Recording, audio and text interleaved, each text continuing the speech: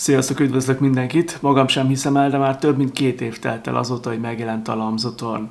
Annó az egyik kedvenc egerem volt, viszont többeknek nem jött be a kissé agresszív formája. Most megérkezett az új verzió, és nem csak a formán módosítottak. Nézzük meg, hogy mi változott.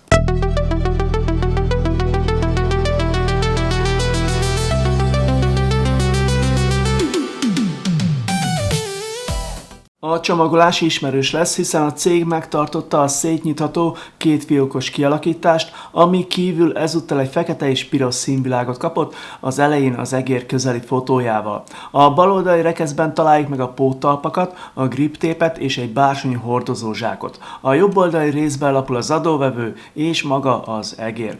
A hordozózsákban találunk még egy papírzacskóba csomagolt USB kábelt, valamint egy használati útmutatót. Mivel az egeret még megjelenéskor előrendeltem, a Lamzo a csomag mellé néhány ajándékot is küldött. Ezek között volt pár matrica, valamint egy szürke, kemény falu hordtáska.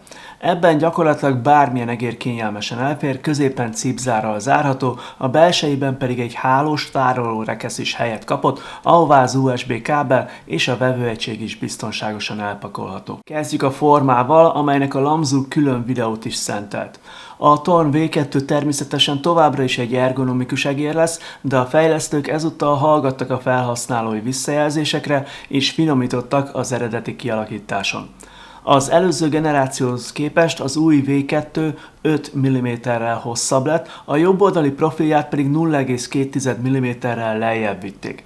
Emellett átdolgozták a jobboldali peremet is, ahová legtöbben a kis vagy a gyűrűs ujjukat szokták támasztani. Így biztosabb és kényelmesebb fogást kapunk.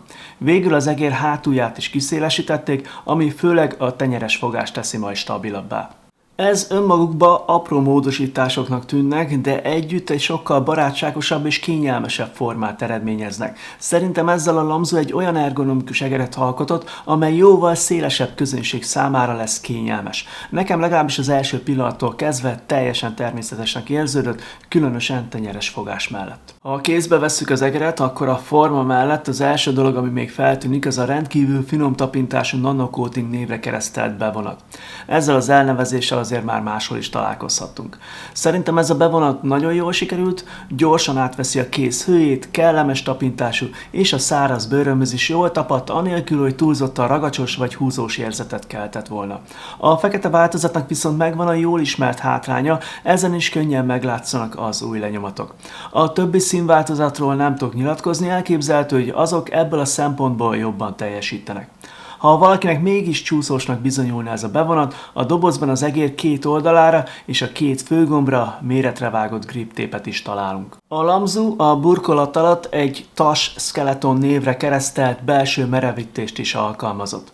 Ennek célja, hogy növelje a felsőház merevségét és egy egyenletesebb kattintásérzetet biztosítson a teljes főgomb felületen. Ez főleg azért fontos, mert a hosszabb egérgomboknál gyakori probléma, hogy nem mindenhol ugyanolyan a kapcsoló visszajelzése, de egy megfelelően merevített kialakítással ez jobban kontrollálható, és ez bizonyít sikerült is. A Torn V2 a változtatások után végül 124 mm hosszú, 66 mm széles és 42 mm magas lett. A belső merevítéssel és a gyárilag felszerelt talpakkal együtt a tömege 55 g, ami egy ergonomikus egérnél elfogadható érték, de kétségtelen, hogy nem ez a legvonzóbb tulajdonsága. A hardveres frissítések közül az egyik legfontosabb az új szenzor. A Torn V2 már nem a korábbi PO3395-öt kapta, hanem a Lamzo által PO Next One néven emlegetett Pixar szenzort. A pontos típusszámot a gyártó nem árult el, de a specifikációk alapján ez egy új generációs csúcskategóriás Pixar megoldás lesz. A vezérlés pedig szintén új Nordic 54H20 MCU végzi, amely lehetővé teszi a 8000 Hz-es polling rate használatát nem csak vezetékes, hanem vezeték nélküli módban is. A Lamzo tehát nem állt meg egy egyszerű formai frissítésnél, hanem a belsőt is modernizálta, így a Torn V2 hardveresen is felzárkózott a jelenlegi csúcskategóriás egerekhez. A főgombok alá a kél optikai kapcsolói kerültek. Bár az ergonomikus kialakítás miatt a két főgomb eltérő terhelést kap, a Lamzu itt nagyon jól megoldotta, hogy a bal és jobb oldali kattintás hangja, valamint érzetre adott visszajelzése szinte teljesen megegyezzen. Ebben valószínűleg szerepe van a korábban említett TAS-skeleton merevítésnek is. A kél optikai kapcsolóival a Lamzu egy gyors és könnyed működtetést valósított meg, ami nekem kifejezetten tetszett. Az első generációs toll tulajdonosok számára ez egyértelmű előrelépés lehet a korábban használt RASA kapcsolókhoz képest, főleg a hosszú távú megbízhatóság és a modernebb kapcsolási technológia miatt. Az oldalsó gombok piros színe kellően feltűnő, méretük pedig határozottan nagy. Megfelelően kiemelkednek az oldalfalból, így hüvelykujjal könnyedén megtalálhatók és elérhetők. A gombok felülete enyhén ívelt, ami tovább segíti a kitapintást. A kattintási érzet viszont már egy kicsit kevésbé meggyőző, kissé olcsóbb hatást kell, és az átlagnál valamivel hangosabb a működésük. Aki látott már Lamzu egeret, azt nem fogja meglepni a görgön található gumifelület mintázata, ami itt most piros színt kapott. A cég ugyan nem árult el pontosan milyen optikai enkódert használ, de a működés alapján azoknak fog igazán tetszeni, akik a határozottabb, taktilisabb görgetést kedvelik. A lépések jól érezhetők, miközben maga a görgetés könnyed marad, engem nagyon meggyőzött.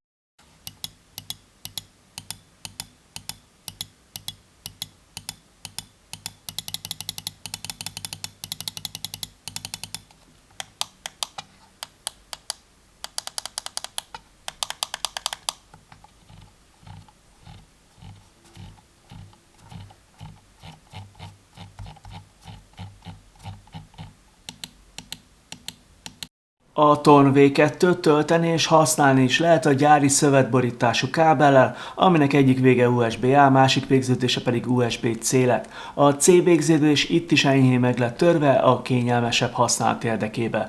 A töltés állapotáról bal oldalt elől elhelyezett LED ad majd visszajelzést, amely pirosan fog világítani, ha az egér töltöttsége már csak 20% vagy kevesebb. Az új vezeték nélküli vevőegység teljesen új dizájnt kapott, és az Orbiter 8K nevet viseli.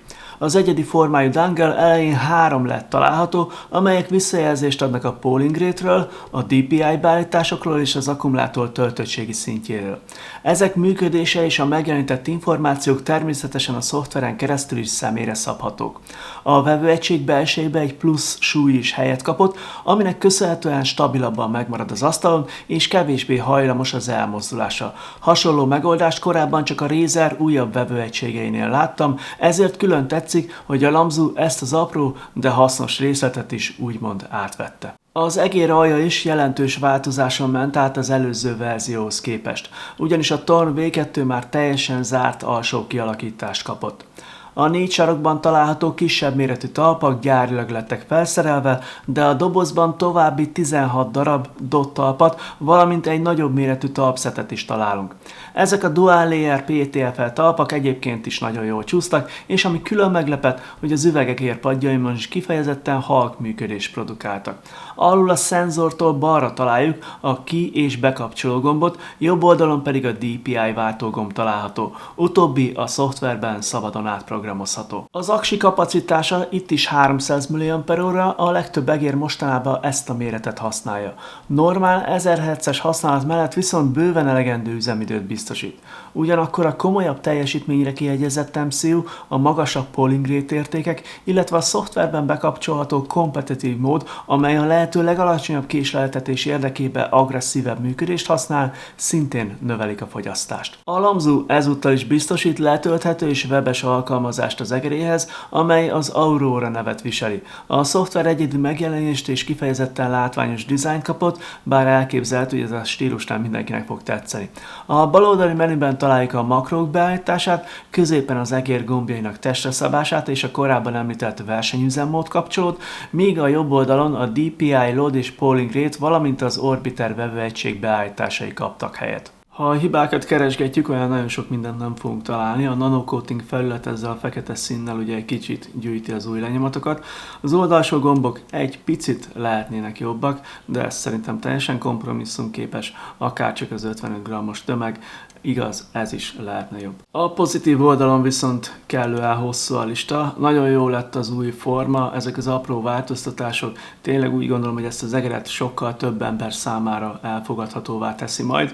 Nagyon tetszett az új felület, a tapintás érzet, tehát itt is bejött a nanocoating, a görgő az, ami abszolút bejött, tehát az optikai görgő és a főgombok kattintása szintén jó lett, tényleg jó lett ez a touchrendszer, ez a skeleton rendszer, ami itt ugye tartást ad az egérnek, és ez az új adóvevő is tetszett. Szóval összességében azt kell, hogy mondjam, hogy a Lamzu Torn V2-re megérte várni. Ahogy a videó elején mondtam, én a Torn V2-t már nagyon vártam, és annó megjelenéskor a Lamzu hivatalos oldaláról vásároltam meg. Viszont ez az egér nem sokára elérhető lesz a hazai boltokban is, szóval aki itthon szeretné megvásárolni, annak már olyan sokat nem kell várnia. Köszönöm, hogy megnéztétek ezt a videót, remélem, hogy tetszett. Ha igen, akkor találkozunk legközelebb is. Sziasztok!